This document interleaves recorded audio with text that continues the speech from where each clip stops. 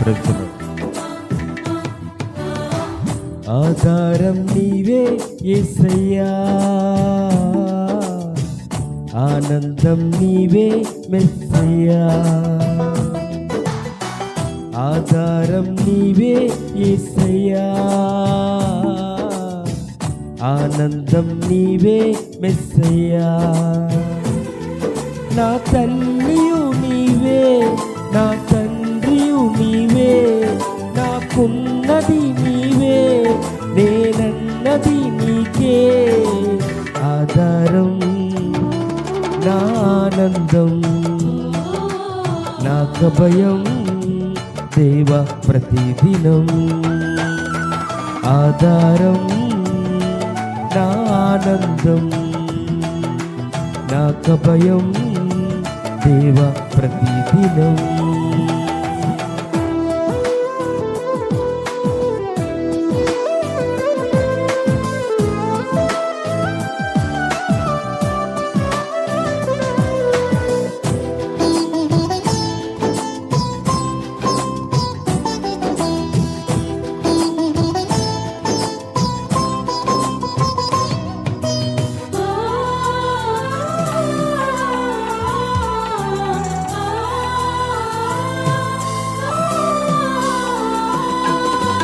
బంధువులే నన్ను బాధపరచిన, ఆత్మీయులే నన్ను ఆదరించకపోయినా,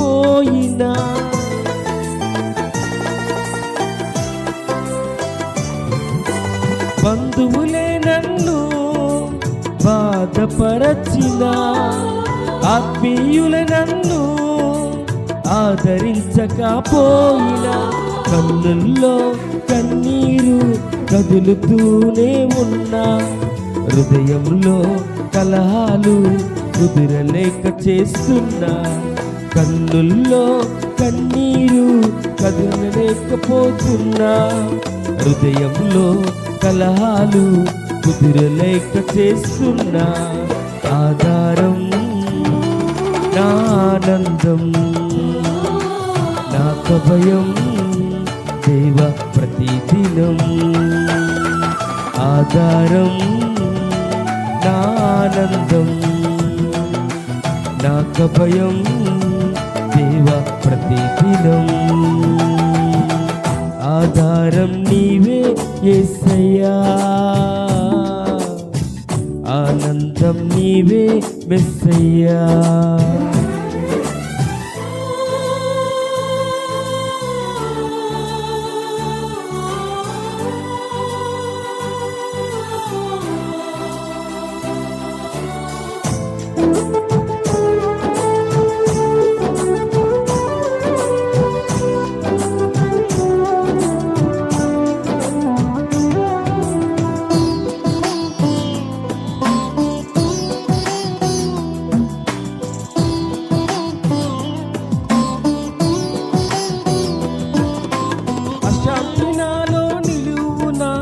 అలుముకుంటున్నా, ఎవరున్నారు నీకని హృదయం ప్రశ్నిస్తున్నా,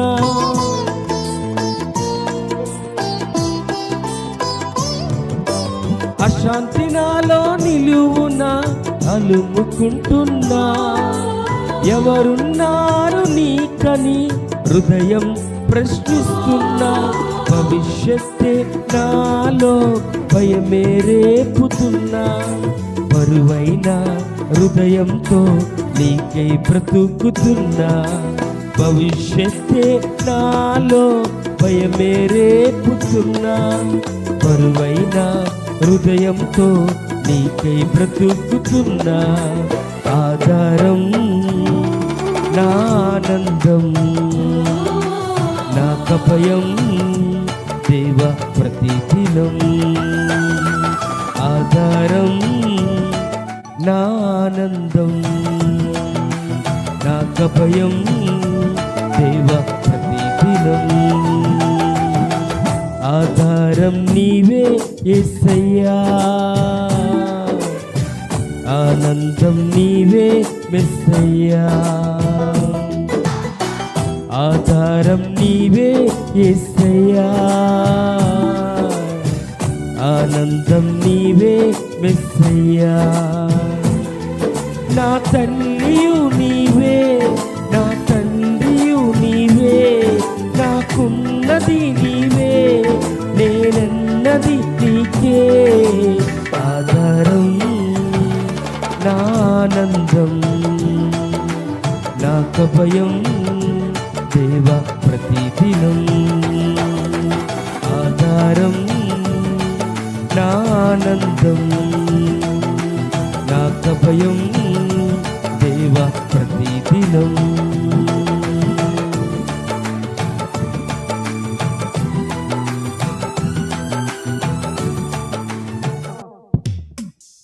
యేసు రాజుగా వచ్చుచున్నాడు, భూలోకమంతా తెలుసుకుంటారు. యేసు రాజుగా వచ్చుచున్నాడు, భూలోకమంతా తెలుసుకుంటారు. రవి కోటి తేజుడు, రమ్యమైన దేవుడు, రవి కోటి తేజుడు, రమ్యమైన దేవుడు రారాజుగా వచ్చుతున్నాడు, రారాజుగా వచ్చుతున్నాడు. మేఘాల మీద యేసు వచ్చుతున్నాడు, పరిశుద్ధులందరూ ప్రభుతో నుందురు. లోకమంతా శ్రమకాలం, విడువబడుట బహుఘోరం. లోకమంతా శ్రమకాలం, విడువబడుట బహుఘోరం. యేసు రాజుగా వచ్చుతున్నాడు, భూలోకమంతా తెలుసుకుంటారు. ఏడేండ్ల పరిశుద్ధులకు విందబోతుంది, ఏడేండ్ల లోకం మీదకి ఏడేండ్ల లోకం మీదకి శ్రమ రాబోతుంది. ఈ సువార్త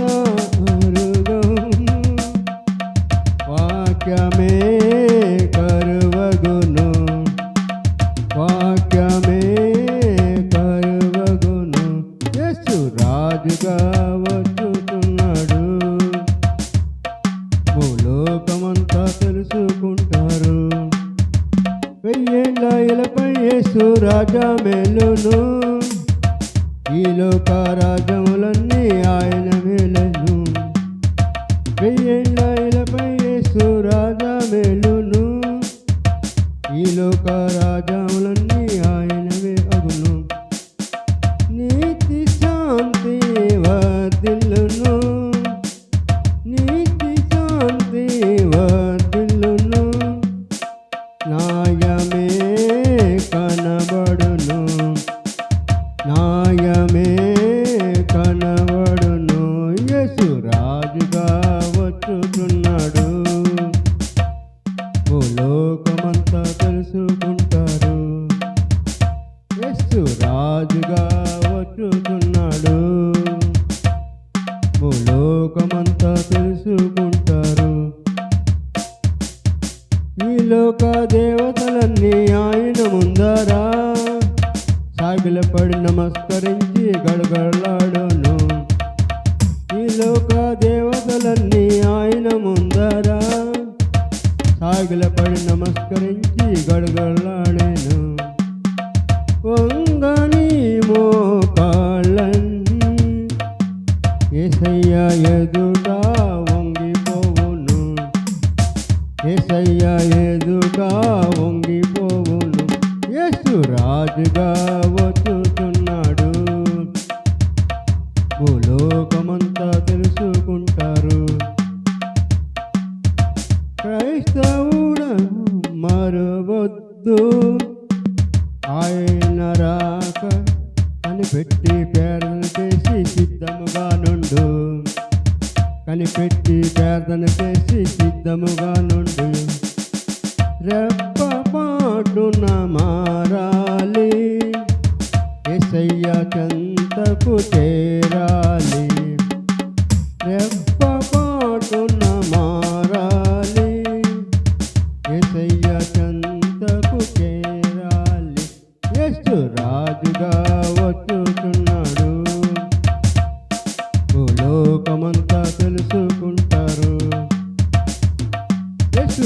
రాజుగా వచ్చుతున్నాడు. లోకమంతా తెలుసుకుంటారు. రవి కోటి తేజుడు రమ్యమైన దేవుడు, రవి కోటి తేజుడు రమ్యమైన దేవుడు రారాజుగా వచ్చుతున్నాడు. రారాజుగా వచ్చుతున్నాడు. యేసు రాజుగా వచ్చుతున్నాడు. లోకమంతా తెలుసుకుంటారు.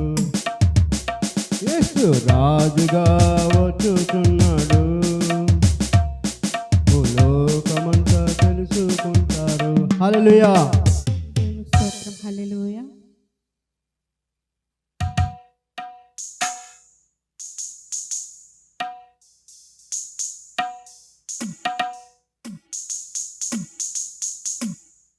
నేనంటే నీకు అంత ఇష్టమా, నాకై మరణించేటంత ఇష్టమా.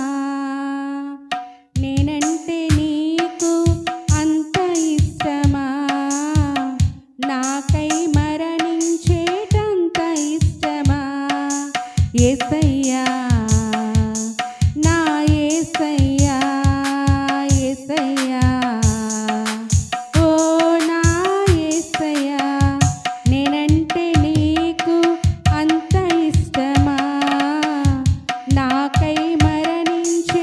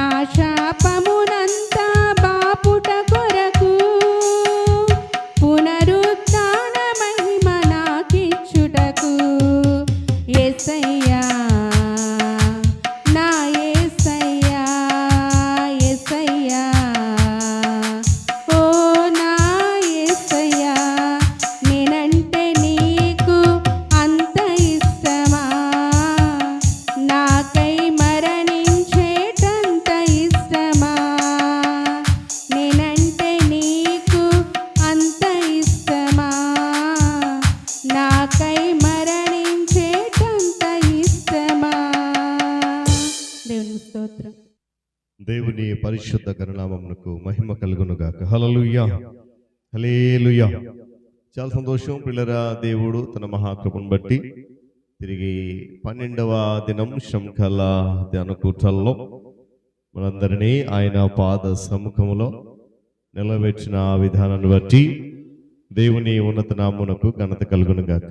మరి సమయంలో నేటి దిన ధ్యాన వాక్యాలు చదువుదాం. మొదటి భాగంగా యెహెజ్కేలు గ్రంథము 38వ అధ్యాయము 6-7 వచనాలు చదువుదాం.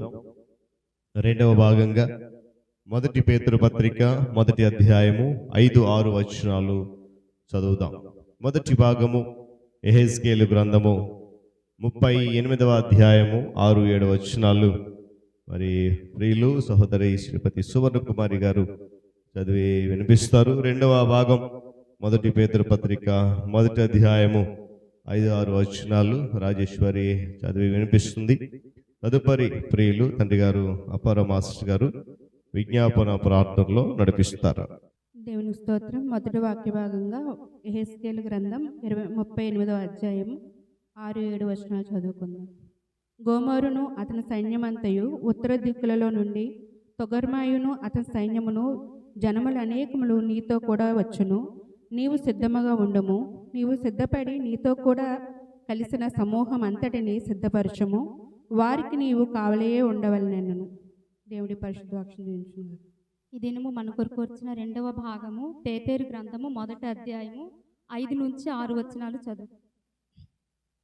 కడవరి కాలమందు బయలుపరచబడుటకు సిద్ధముగా నున్న రక్షణ మీకు కలుగునట్లు విశ్వాసము ద్వారా దేవుని శక్తి చేత కాపాడబడు మీ కొరకు మీ స్వాస్యము పరలోకమందు భద్రపరచబడి ఉన్నది. ఇందువలన మీరు మిక్కిలి ఆనందించుచున్నారు. కానీ అపరను బట్టి నానా విధములైన శోధనల చేత ప్రస్తుతమున కొంచెము కాలము మీకు దుఃఖము కలుగుచున్నది. దేవుని పరిశుద్ధ వాక్యం దీవించును గాక. ప్రార్థన.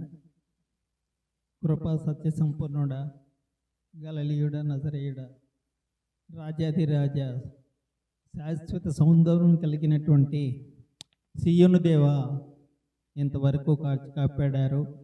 ఈ శ్రమ దినాల్లో మా ప్రభువ మాకు ఎలాంటి అలసట లేకుండా, బలహీనత లేకుండా నీ ఆలయాన్ని తోడుకొని వచ్చారు.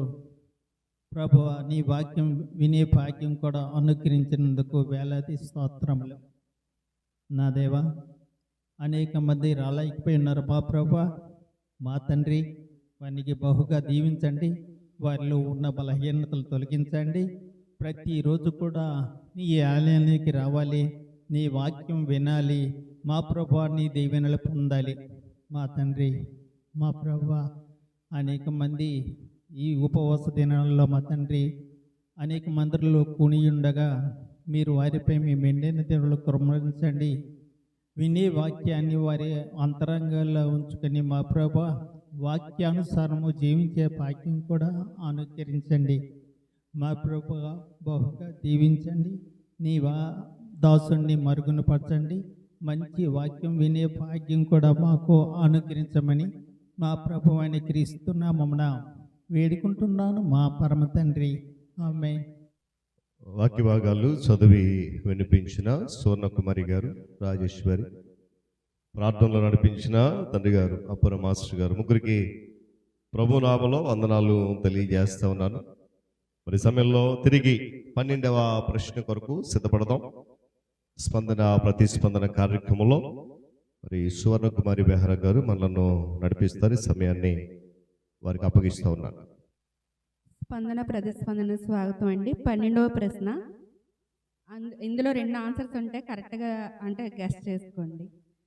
కడవరి కాలమందు ఏమి కలిగి ఉండాలి? మన కొరకు ఏముంచబడింది?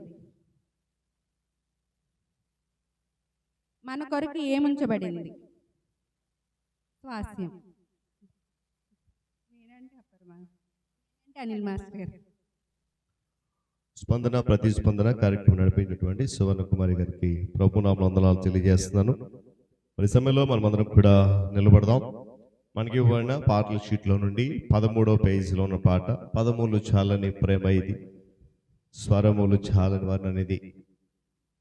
పల్లవి మొదటి చరణం పాడదాం. వచ్చిన వాళ్ళు మైకులు తీసుకొని సహకరించాల్సిన మనం చేస్తున్నాను. మనకి ఇవ్వబడిన పాటల షీట్లో నుండి 13వ పేజీలో ఉన్నటువంటి పాట, పల్లవి మొదటి చరణం. పదములు చాలని ప్రేమ ఇది, స్వరములు చాలని వర్ణనిది. పదములు చాలని ప్రేమ ఇది, స్వరములు చాలని వర్ణనిది.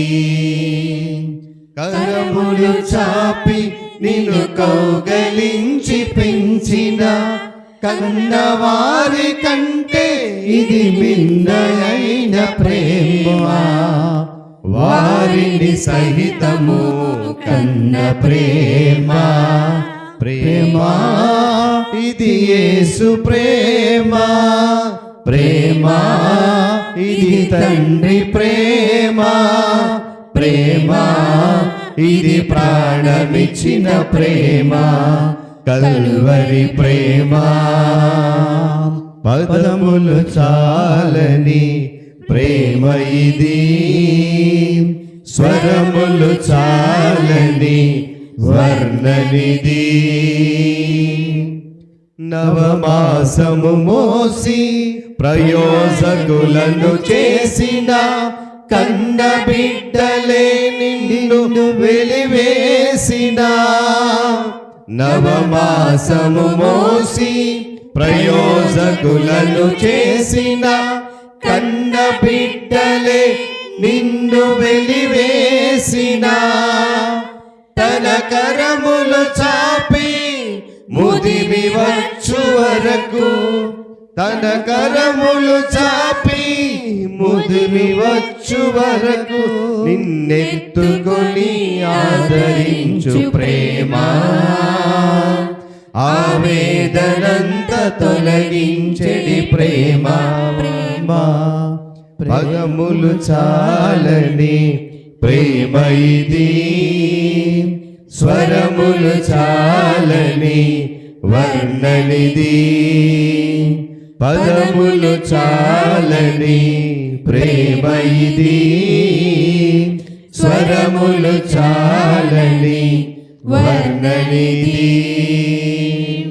దయచేసి కూర్చుందాం.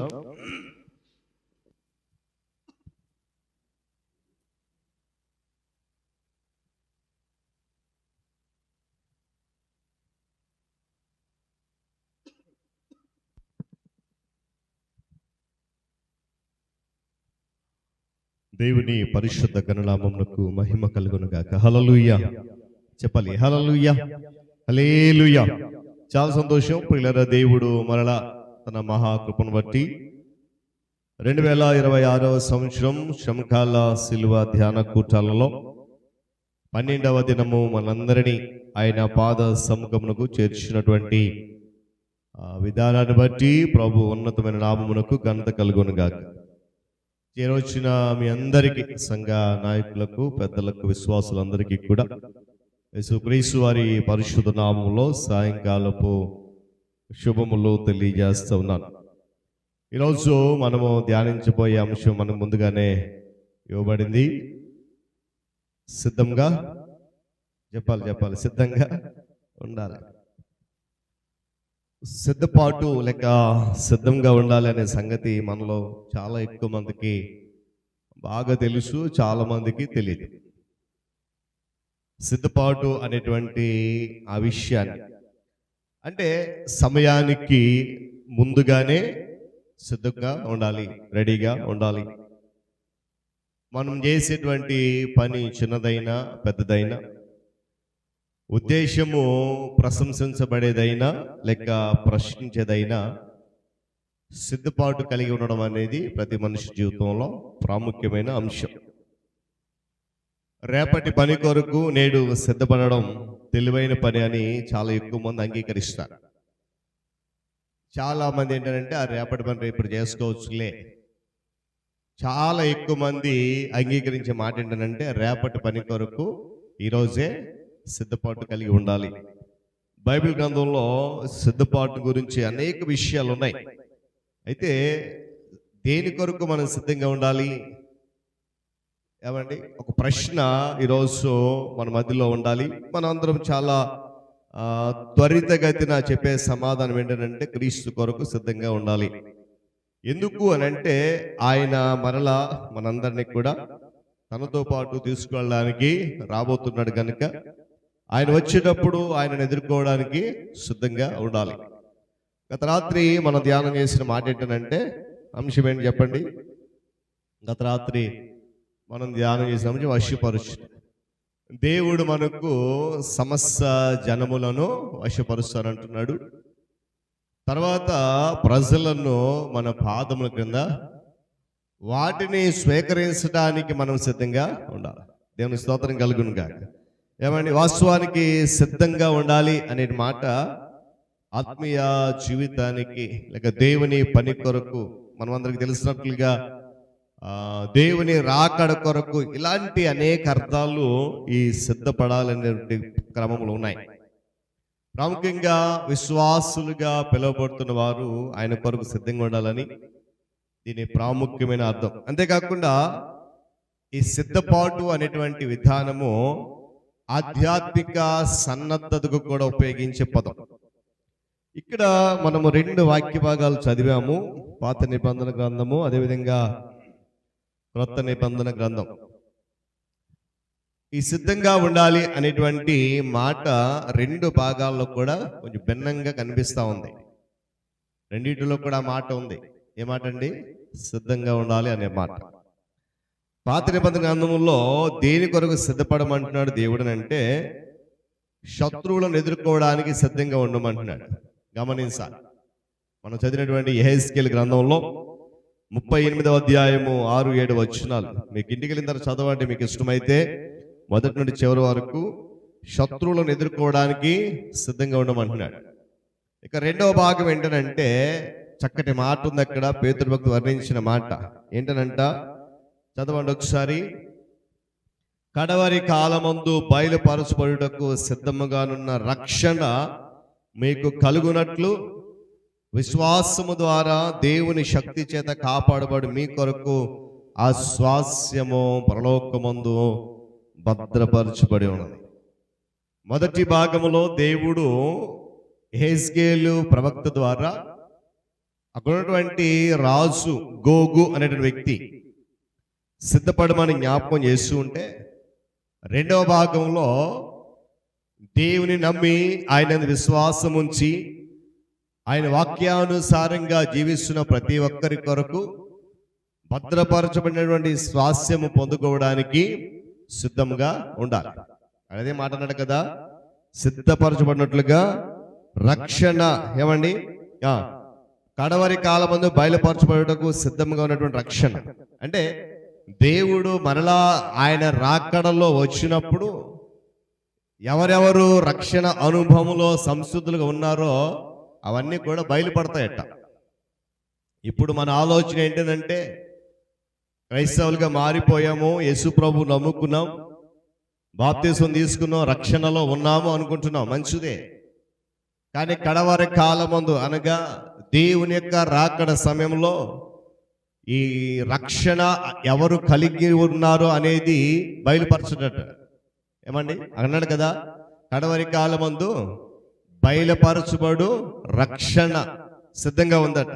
గమనించాలి. చూడండి, ఈ సిద్ధపాటు అనేది ఏమండి ఆత్మీయమైనటువంటి సిద్ధపాటు.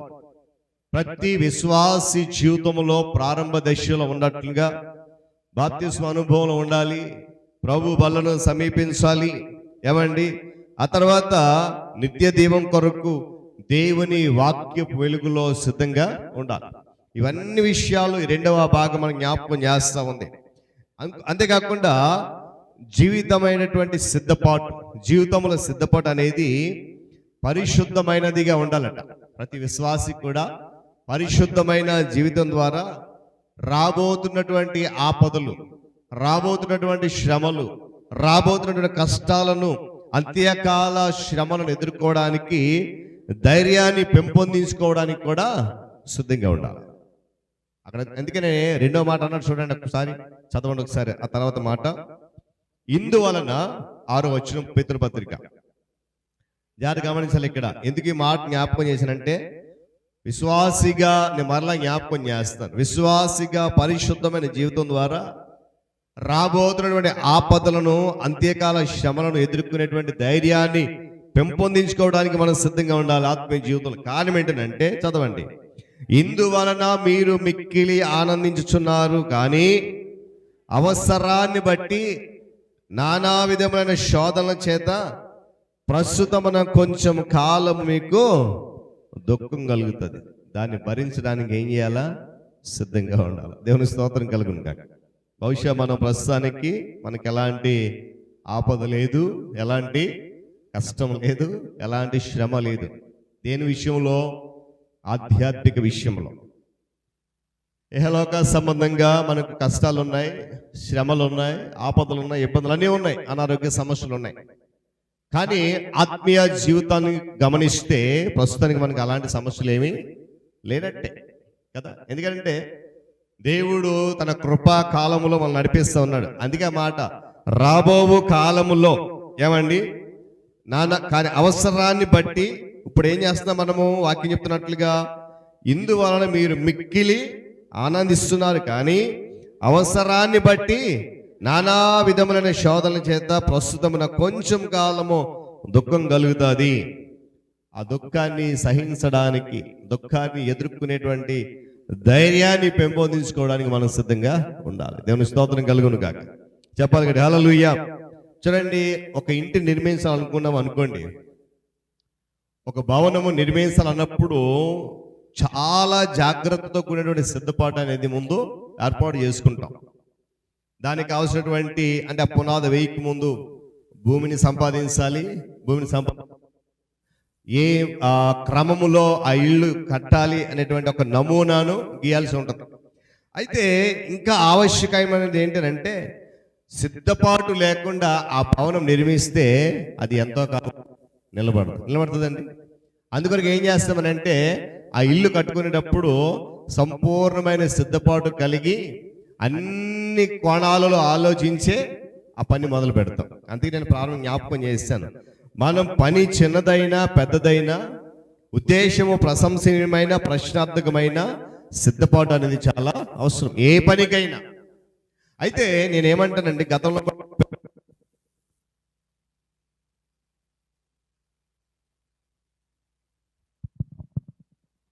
కూడా చాలాసార్లు చెప్పాను, అన్ని విషయాల్లో సంపూర్తిగా సిద్ధపడతాం, కానీ ఆధ్యాత్మికంగా సిద్ధపాటు అనేది రాదు కదండి. మన పనుల విషయంలో, మన ఆరోగ్య విషయంలో, మనం చేసేది ఏ విషయంలో అయినటువంటి సిద్ధపాటు ఉంటుంది, ప్రాముఖ్యంగా మన ప్రయాణ విషయంలో. కానీ ఆధ్యాత్మికంగా సిద్ధపాటు అనేది చాలా కొరతగా ఉంటుంది.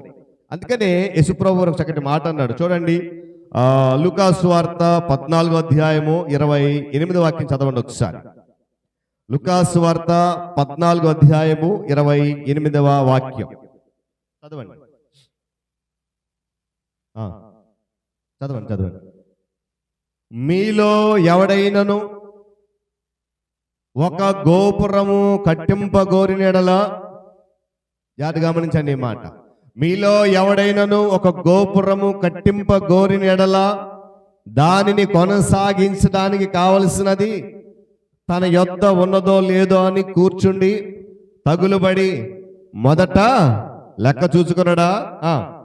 చూచుకొని యెడల అతడు దాని పునాది వేసి ఒకవేళ దాన్ని కొనసాగింపలేకపోయినందున చూచువారందరూ ఈ మనుష్యుడు కట్టడానికి ప్రారంభించాడు కానీ కొనసాగింపలేకపోయినని చెప్పి అతను చూచి ఎగతాళి చేయసాగుదురు అన్నాడు. నేను ఈ భవన నిర్మాణం ఎందుకు చెప్పానంటే, ఆధ్యాత్మిక జీవితం కట్టేటప్పుడు ఆ ఆధ్యాత్మిక జీవితాన్ని కట్టుకునేటువంటి క్రమములో యేసు ప్రభువుని అంగీకరించిన తర్వాత స్థిరంగా కడ వరకు నిలబడగలమా లేదా అని సరిచూసుకొని ముందుకు రావాలి. ఆధ్యాత్మిక జీవితంలో ఎన్ని శ్రమలు వచ్చినా, ఎందుకంటే మన బాప్తిసం తీసుకున్న ఒక 3 ప్రశ్నలు అడుగుతారు బాప్తిసం ఇచ్చే వ్యక్తి, కాపరు ఎవరైనా కదా. ఆ 3 ప్రశ్నలకు మనం సమాధానం చెప్తే ఆ సమాధానాన్ని బట్టి తండ్రి, కుమారుడు, పరిశుద్ధాత్మ నామములో బాప్తిసం ఇస్తామంటాం. ఆ ప్రమాణాలలో ప్రాముఖ్యంగా రెండవది ఏంటంటే బాప్తిస్మ అనుభవంలోకి వచ్చిన తర్వాత శ్రమలు, ఇబ్బందులు, కష్టాలు అన్నీ వస్తాయి. వాటిని తట్టుకొని నిలబడగలవా క్రీస్తులో అన్న ప్రశ్నకు మనం ఇచ్చే సమాధానం ఏంటంటే నిలబడతాను. అందుకే ఈ మాట అంటే ఒక వ్యక్తి ఏదైనా పని చేయడానికి ప్రారంభించినప్పుడు దాన్ని కొనసాగించడానికి కావలసినటువంటి సామర్థ్యము ఉన్నదో లేదో చూసుకోవాలి. ఒకవేళ కొనసాగింపలేకపోతే అక్కడ ఏమంటారంట, ఇతడు కట్టడానికి ప్రారంభించాడు కానీ, లేక ఆత్మీయ జీవితంలో మనం చూసుకుంటే ఆత్మీయంగా బ్రతకడానికి పూనుకున్నాడు కానీ దానిని చివరి వరకు కొనసాగింపలేకపోయాడని చెప్పి ఏం చేస్తారంట, హేళన చేస్తారంట. ఆ హేళన ఎవరికి అని అంటే నీకు నాకు కాదు కానీ మనము నమ్మి ఆరాధించడానికి ఇష్టపడినటువంటి ప్రభు సన్నిధికి ఆ హేళన. అందుకొరకే యేసుక్రీస్తు ప్రభు వారు సిలువ క్రమంలో ఆ హేళనలను, నిందలన్నీ కూడా భరించాడు. కానీ ఆయన ప్రారంభించిన పని సంసిద్ధుడుగా భూమి మీదకి వచ్చి ఆ సిద్ధపాటుతో వచ్చాడు కనుకనే ఆయన ప్రారంభించిన పనిని కడవరకు ఏమండి ఎక్కడా కూడా వెనుదిరగకుండా ఓర్పుతో, సహనముతో ఆ పని ముగించాడు. అందుకే యేసు ప్రభు వారు ప్రారంభించినటువంటి దేవుని రాజ్య సువార్తను ఎవ్వరు కూడా నిందించలేరు. కారణం ఏంటంటే ఆయన ప్రారంభించిన పని మధ్యలో ఆపేయలేదు. ఈ పని ప్రారంభించాడు, ఈయన మధ్యలో ఆపేశాడని చెప్పి ఆయనను హేళన చేయడానికి అవకాశము ఇవ్వలేదు ఎవరికి. ఎందుకొరకు భూమి మీదకి వచ్చాడో ఆ పనిని కొరకు సిద్ధపడి వచ్చాడు కనుక ఏమండి ఆయన సిలువ మరణము పొందే వరకు కూడా ఆ సిద్ధపాటును ఏమాత్రం కూడా విడిచిపెట్టలేదు. ఈ రాత్రి దేవుని యొక్క వాక్యం ఉన్నటువంటి మనము దేవుడు మన వశపరచాలనుకున్న వాటి అన్నిటి కొరకు వాటిని స్వాధీనం చేసుకోవడానికి సిద్ధంగా ఉండాలనే విషయాన్ని గమనిస్తాను. ఏమండి ఈ పని కొరకు సిద్ధంగా ఉండడం అనేది చాలా అత్యంతమైన విషయం. ఎందుకంటే మన యొక్క ఆత్మీయ జీవితంలో సిద్ధపాటు కలిగి లేకపోతేనంటండి దేవుని యొక్క కార్యాలు మన జీవితంలో ఆలస్యం అవుతాయి. ఈ విషయాన్ని గుర్తుపెట్టుకోవాలి. సిద్ధంగా ఉంటే దేవుడు వెనువెంటనే సమస్యను కూడా సమకూరుస్తాడు. ఒకవేళ దేవుని సన్నిధిలో సిద్ధపడి లేకపోతే, ఆ సిద్ధముగా ఉండాలని ఆలోచన లేకపోతే దేవుని కార్యాలు మన జీవితంలో ఆలస్యం అవుతాయి. గమనించాలి. లేదా దేవుడు ఆ పనిలో, ఆ క్రమంలో వేరొక వ్యక్తిని కూడా నియమించుకునే అవకాశం ఉంది. కనుక ప్రతి క్షణము కూడా దేవుని సన్నిధిలో దేవుని కొరకు ఆధ్యాత్మిక జీవితాన్ని పెంపొందించుకోవడం వరకు సిద్ధముగానే మనము ఉండాలి. అలా ఉన్నప్పుడు దేవుడు తప్పనిసరిగా మనందరిని దీవిస్తాడనే విషయాన్ని నేను జ్ఞాపకం చేస్తున్నాను. చూడండి అపోస్తలుడు పౌలు ఒక చక్కటి మాట అన్నాడు. కొరింథీయులకు రాసిన 2వ పత్రిక 10వ అధ్యాయము 6వ వచనం చక్కటి మాట అన్నాడు. చూడండి, జాగ్రత్తగా వినాలి ఈ మాట. మీరు సంపూర్ణ విధేయత కనపరిచినప్పుడు సమస్తమైన అవిధేయతకు ప్రతిదండన చేయడానికి సిద్ధపాటు కలిగి ఉన్నాం. దేవుని స్తోత్రం కలుగును గాక. పౌలు కొరింథీ సంఘానికి చెప్తున్న మాట ఏంటంటే ఒక ధైర్యాన్ని ఇస్తున్నాడు. మీరు ఏమన్నాడండి, సంపూర్ణ విధేయత కనపరచాలి. దేనికి? దేవుని యొక్క వాక్యానికి, దేవుని సన్నిధికి సంపూర్ణమైనటువంటి సిద్ధపాటు విధేయతను చూపిస్తే మేము ఏమన్నాడు తర్వాత సమస్తమైన అవిధేయత ఏదైతే ఉందో దాని విషయమై ప్రతిదండన చేయడానికి సిద్ధపడి ఉన్నాం. ఇక్కడ మనం చదివిన మొదటి భాగం ఒకసారి వెళ్తే ఏమంటే అక్కడ అదే అన్నాడు. గోగు అనేటువంటి వ్యక్తి 7వ వచనం చదవండి ఒకసారి. యెహెజ్కేలు గ్రంథం 38వ 7వ వచనంలో దేవుడు చెప్తున్న మాట, చక్కటి మాట జ్ఞాపకం చేశాడు అక్కడ. చదవండి. నీవు జాతి విషయాన్ని గమనించాలి. నీవు సిద్ధముగా ఉండాలి, నీవు సిద్ధపడాలి, నీతో కూడా కలిసిన సమూహం అంతటినీ సిద్ధపరచాలి. చాలండి. దేవుని స్తోత్రం కలుగును కాక. ఇక్కడ పౌలు ఏమన్నాడు, మీరు విధేయత చూపిస్తే ఏమండి ఏదైతే అవిధేయత ఉందో ఆ అవిధేయతకు ప్రతిదండన చేయడానికి మేము సిద్ధపాటు కలిగి ఉన్నామని. ఇక్కడ యెహెజ్కేలు ద్వారా గోగు అనేటువంటి వ్యక్తికి దేవుడు చెప్తే మాట ఏంటంటే, ఆ ఈ శత్రువులు వస్తున్నారు దాడి చేయడానికి, నువ్వు సిద్ధంగా ఉండాలి, సిద్ధపడాలి, నీతో ఉన్న వారిని కూడా చెప్పాలి సిద్ధపరచాలి. దేవుని స్తోత్రం కలుగును గాక. ఏమండి ఇతడు ఉత్తర రాజ్యాల కూటమికి బ్రహ్మాండమైన నాయకుడు గోగు. చెప్తున్న మాట ఆ పై అందుకే అన్నాను, మీరు ఇంటికి వెళ్ళి చదవండి. చూడండి, 2వ వచనం చదవండి ఒకసారి, 38వ అధ్యాయం చదవండి. మా గోగు దేశపు వాడకు గోగు అనగా రోషునకును మెషకునకును తుబాలునకును అధిపతి అయిన వాని తట్టు అభిముఖుడవై అతని గూర్చి ఈ మాట ఎత్తి ప్రవచించుము. ప్రభువు శ్రద్ధ కలిగి అయితే నా తండ్రి వినిన వాటిని ఏమాత్రం కూడా విడిచిపెట్టి వెళ్ళకుండా వాటి ప్రకారము నాయన ఏ వాక్యమైతే మమ్మల్ని సిద్ధంగా ఉండమని హెచ్చరించిందో ఆ సంపూర్ణ సిద్ధపాటు కలిగి మెరిచేటువంటి ఆ గొప్ప దీవెనలు ఆశీర్వాదాలు పొందుకోవడానికి సహాయం గ్రహించమని ఘనత మహిమ ప్రభావాలు మీకు చెల్లిస్తూ యేసయ్య నామముని ప్రార్థన అడుగుతున్నాను తండ్రి, ఆమేన్. మంచిది, పిల్లల సమయంలో ప్రకటనలు విందాం. సంఘ అధ్యక్షులు ప్రియులు అనిల్ మాస్టర్ గారు ప్రకటనలు తెలియజేస్తారు. దేవునికి వందనాలు. పాస్టర్ గారు ఈరోజు కూడా మరి ఒక అద్భుతమైనటువంటి వర్తమానం, సిద్ధంగా ఉండాలి. అక్కడ పాస్టర్ గారు 2 రిఫరెన్స్ తీసుకున్నారు, ఓల్డ్ టెస్టిమెంట్ ఒకటి, న్యూ టెస్టిమెంట్ ఒకటి. పాత నిబంధనలు చూస్తే యెహెజ్కేలు ప్రవక్త ద్వారా రాజుని ఏం చేశారట, హెచ్చరించాడు. ఏమని? శత్రువులను ఎదుర్కొనడానికి నువ్వేం చేయాలట, సిద్ధంగా ఉండు. నీ మీదకి శత్రువులు దాడి చేయబోతున్నారు, వాళ్ళు ఎదుర్కోవడానికి సిద్ధంగా ఉండు. నువ్వు మాత్రమే కాకుండా మిగిలిన వాళ్ళందరినీ కూడా ఏం చేయమంటాడట, సిద్ధపరచమని అన్నాడు అక్కడ.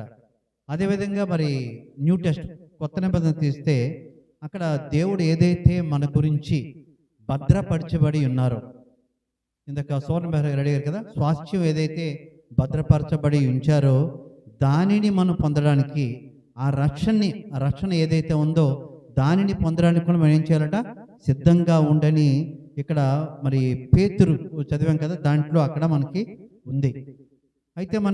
అయితే ఈ రక్షణ పొందడంలో వెంటనే వచ్చేస్తుందంటే ముందేం వస్తుందట, దుఃఖం వస్తుంది. అంత ఈజీ కాదు, చెప్పారు కదా పాస్టర్ గారు. క్రైస్తవత్వం అంటే అంత సులభంగా మనం దీనిలోకి చేయలేము, చాలా కష్టపడాలి.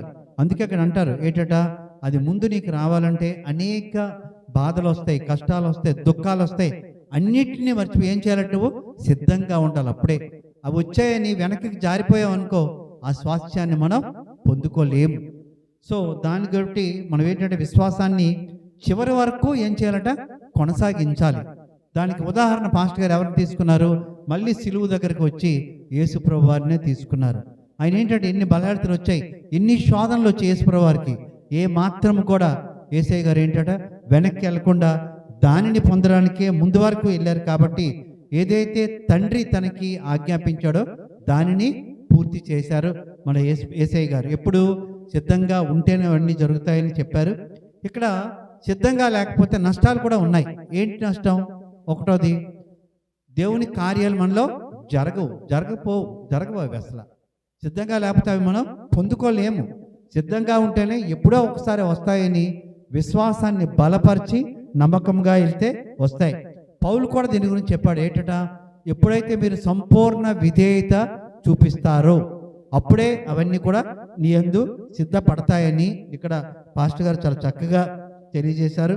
ఒకసారి ఒక చప్పట్లు కొడుతూ అయ్యగారికి వందనాలు తెలియజేస్తూ, అయితే ఈ సిద్ధపాటులో ఏదైతే మనం సిద్ధంగా ఉంచామో సిద్ధం పడేటప్పుడు వచ్చే బహుమానం ఏదో మనం రేపు తెలుసుకుందాం. ఆ బహుమానం రేపు సాయంత్రం 6:30కు ఈ అంశాన్ని డాక్టర్ సౌజన్య గారు రేపు మనకి అందజేస్తారు. అది గమనించాలని కోరుతూ, రాత్రి ఆన్లైన్లో ఒక క్వశ్చన్ ఇచ్చాం. అది కరెక్ట్గా 9:30కి ఇవ్వడం జరిగింది, ఒక ప్రశ్న. మరి దానికి చాలామంది ఆన్సర్స్ ఇచ్చారు. ఆన్సర్స్ ఇస్తే నేను టైం కూడా ఇక్కడ నోట్ చేసుకున్నాను. ఇక్కడ లాస్ట్ నుంచి చౌత టైమింగ్స్ ఇచ్చారు, చెప్పాను. టైమింగ్స్ నేను 9:30కి ఇచ్చాను. 9:30కి ఇస్తే సువర్ణ గారు 9:33కే ఇచ్చారు, ఒక 3 minutes. అదేవిధంగా పాశ్రమ్ గారు 9:36కి ఇచ్చారు. తర్వాత లలితక్క 9:37కి ఇచ్చారు. మేరా టీచర్ గారు 9:55కి ఇచ్చారు. లాస్ట్గా సతీష్ గారు 11:34, రాత్రి 11:34 ఈ ఆన్సర్ ఇచ్చారు. అయితే మనకి అంటే రకరకాల ఆన్సర్స్ వచ్చాయి. కానీ రైట్ ఆన్సర్ ఏంటంటే దీనికి నిత్య రక్షణ రైట్ ఆన్సర్. క్లాప్స్ కొడదా. నిత్య రక్షణ అంటే సంతోషం కూడా వస్తుంది, కానీ కొంచెం అది దగ్గరకు వస్తుంది. అంటే ఆల్రెడీ మనం సంతోషం పొందాం. నిత్య రక్షణ రైట్ ఆన్సర్.